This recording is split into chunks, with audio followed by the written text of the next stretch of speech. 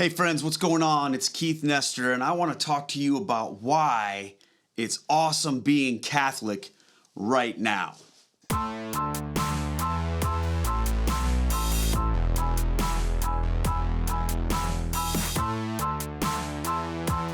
So yeah, the world is going crazy. Everything is completely out of control.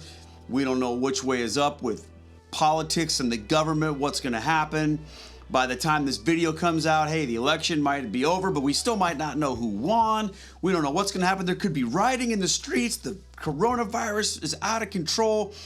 And we don't know what is going on sometimes in our Catholic Church. There are a lot of confusing things being said by different cardinals and by the Pope. And this one guy comes up and makes a statement, this other guy debunks it, and then the Pope says something about same-sex civil unions, and then everyone goes crazy trying to figure out what he meant. And all my Protestant friends are like attacking me going, see, look at what happened. It's difficult, right? And I've had a few people that have come to me and have been like, hey, Keith, come on, man. You sure you still want to be Catholic? I mean, isn't it nuts right now with all the craziness in the world? Don't you just want to find some peace and some sanity? So leave the Catholic stuff behind. But let me tell you something. I think this is a better time than ever to be Catholic. So I want to share with you 5 reasons why it's awesome being Catholic right now. Okay, and here's the first one. And again, these are my reasons, okay? My reasons. You might not agree with them. I'm sure some of you won't. That's okay. But reason number 1 for Keith, why I think it's awesome to be Catholic right now, is because guess what? We're not alone as Catholics. Our faith isn't connected to a political party. It isn't connected to a nation. It isn't connected to a culture. It isn't connected to a single person. It isn't connected to any of those subcategories of humanity that every other faith is connected to. It isn't even connected to an idea or a biblical interpretation. It's not connected to a denominational body. It's not connected to what some guy said because he was mad about somebody else, right? Our faith isn't like that. Our faith is the faith passed down by Jesus to his apostles. And yes, there's craziness in the world and there's craziness in the church, but we're not alone, friends. We're not alone. Throughout the entire world, the Catholic Church is united in its belief and its doctrine. Now, that doesn't mean that everybody agrees about everything, but as Catholics, friends, we stand together.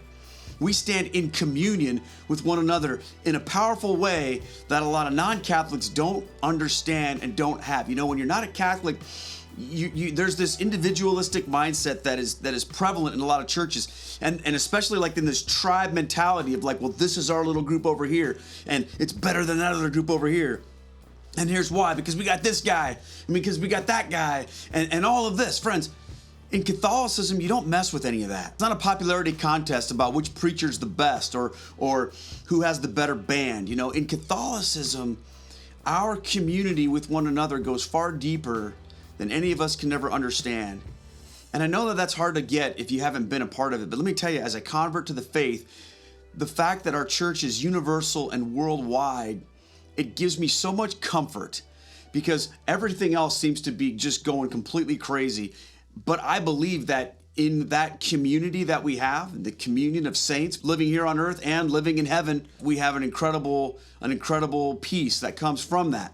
So that's reason number 1, we're not alone. Reason number 2, because we have the saints fighting for us and inspiring us. You know, I feel like it's an incredible thing. We just celebrated All Saints Day recently, and when you look at the lives of the saints, and you can see their devotion to God and the faith, even in the midst of times that have been even way worse than this. You can see how the faith can play itself out if we just give ourselves to God enough. And that's really what the saints have done. They're men and women that have chosen the things of God over the things of this world to a degree that many of us will strive to achieve, but hopefully we will, but maybe not. And the saints show us what can actually happen if you give yourself completely to the Lord in every way. I think it was Dwight Moody. Okay, he's a famous late evangelical evangelist, and he said something like, "The world has yet to see what a person completely devoted to God looks like. And I disagree with that. Maybe you could make a case that even the saints weren't all the way there, but I would tell you this. When you look at the lives of our great saints of the Catholic faith, and really of the Christian faith altogether, because many non-Catholics look towards the lives of some of the saints anyway, we can be inspired by that. And we need that. We need to be inspired. We don't need to be lectured. We don't need to be treated like we're babies. We don't need to be, dictated to. We need to be inspired, friends. And the lives of the saints can do that. And we believe as Catholics, of course, that the saints continue to inspire us, continue to intercede for us. Because as the book of Hebrews says, we are surrounded by this great cloud of witnesses. And we see in the book of Revelation, we see the saints and their prayers rising up like incense to the Father. It's a powerful thing to think about. So that's number 2, is because in Catholicism, we have this great emphasis on the lives of the saints. Number 3, and this is a personal thing, right? I've noticed that in the Catholic faith, we have an incredible emphasis on prayer and on devotion. You know, our church tomorrow night, okay, which tomorrow night is the time of taping this, is election night. We've got a holy hour of prayer where people are coming together to pray. Now, I'm not saying that only Catholics pray, but what I've noticed in my Catholicism is that there is a greater emphasis on prayer. We pray the rosary every day on my channel. 5 o'clock Central, folks. We tune in and we pray. Over 60 countries are represented in that live stream. People are praying every day for almost 8 months now. We've been doing this, okay? People have novenas, which means that they're saying prayers for set amounts of time. And that's what we love to do as Catholics, friends, is we love to pray. There's this huge emphasis on what it means to pray. And since I've been Catholic, you know, I've noticed that more than ever, people seek prayer. And they'll say things to me like, Heath, will you please pray for this? And it actually is something that we do. Every Friday night I go to adoration at my church, and people are there praying in the middle of the night with no sermon, no music, no coffee, no nothing. It's just people come to pray. And again, I'm not saying that only Catholics do that. I'm just saying that, like, as a Catholic, that's something I've really grown to appreciate about my faith, is the devotion to prayer that we as Catholics have. It's truly inspiring. It's changed my life completely. Okay, number 4. We're already at number 4? Man, this video's going fast, isn't it? All right. God is raising up new saints right now to fight for the truth in the midst of these crazy times.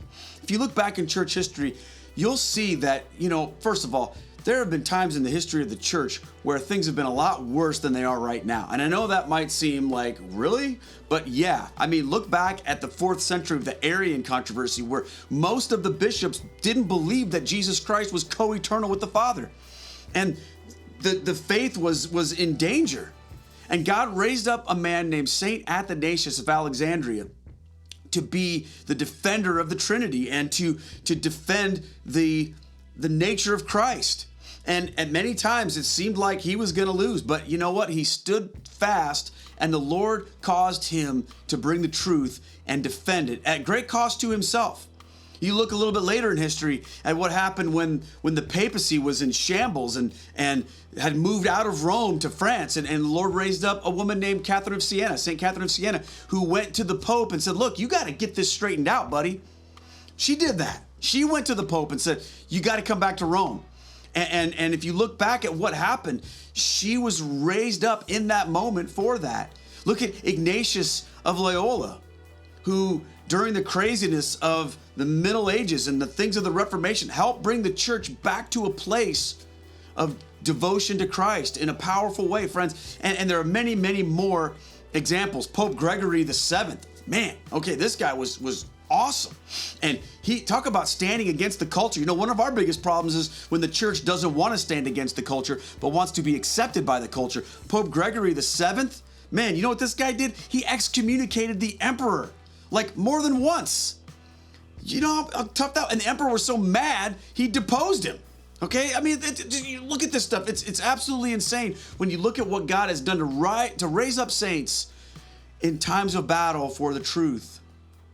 And of course, when you think about, like, for example, look at what happened after the Reformation when he sent the greatest saint of all, our Blessed Mother, to Mexico, to Guadalupe, to bring the gospel really in a powerful way to millions and millions of Latin Americans, friends. It's an incredible thing.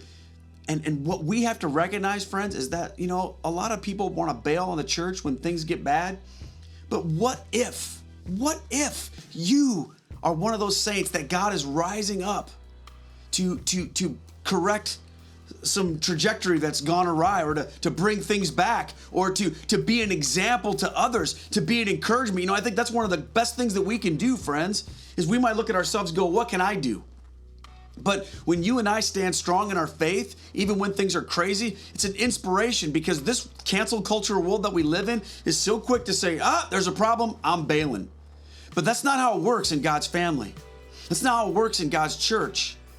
He always brings people that are going to be used by him to hold fast to the teaching of the faith and to inspire people and to get things back on track.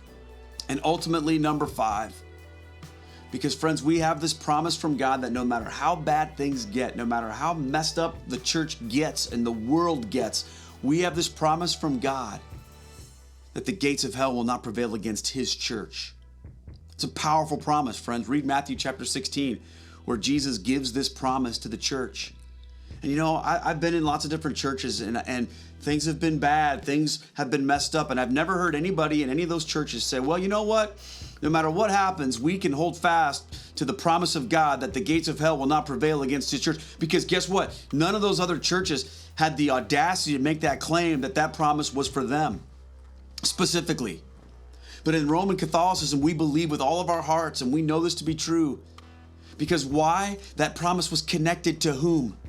To Peter, the rock upon which the church would be built. And who's the head of our church, friends? Who's the head? It's Christ, of course, but who's the steward of Christ's church here on earth? Who was he given that promise to specifically? It wasn't to everybody, it was to Peter, the first pope. And yeah, we've had crazy popes throughout the course of history, and you know what? We're going to have crazy ones in the future. We are. But what we also cling to, even in the midst of the craziness, is the promise that Jesus made when he said that I will build my church and the gates of hell will not prevail against it. If you want that promise, you got to be in his church. You can't be in your church. You can't be in your pastor's church. You can't be in your nation's church. You've got to be in Jesus' church. And friends, that's the Catholic Church.